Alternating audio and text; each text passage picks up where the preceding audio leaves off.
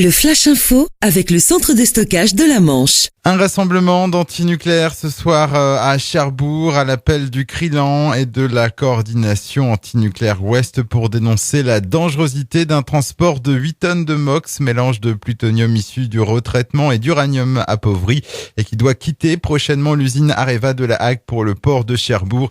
Il mettra ensuite cap sur le Japon à bord de 2 bateaux spécialisés.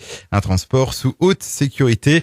Areva précise qu'une ordonnance a été rendue par le tribunal de Cherbourg pour empêcher quiconque d'approcher le chargement à moins de 250 mètres sur les routes, 300 mètres dans le port et 500 mètres en mer, sous peine d'une amende de 75 000 euros.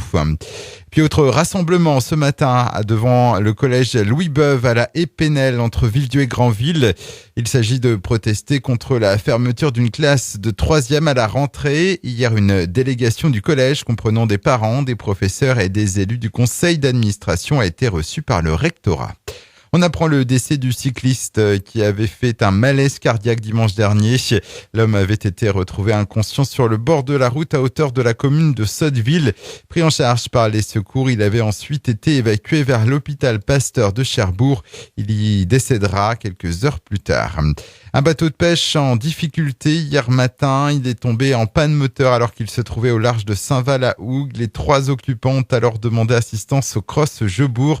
D'abord pris en charge par un chalutier, le bateau en difficulté a ensuite été remorqué jusqu'au port de Saint-Va par une vedette de la SNSM. La bombe américaine de la Seconde Guerre mondiale, découverte à Condé-sur-Vire lors de travaux de réaménagement du bourg, sera neutralisée le dimanche 16 juillet à partir de 9h. L'engin pèserait près de 500 livres, soit l'équivalent de 125 kilos d'explosifs. Les habitants situés dans un périmètre de sécurité de 400 mètres autour de la bombe devront quitter leur logement et seront pris en charge par les autorités le temps des opérations de neutralisation. On ignore pour le moment leur nombre. Et puis du football, déjà à la rentrée pour l'US Avranches qui joue ce soir son premier match amical de la saison face au RC Lens, un pensionnaire de Ligue 2. Une rencontre qui arrive relativement tôt dans la phase de préparation. Coup d'envoi ce soir à 18h au stade du commandant Hébert à Deauville.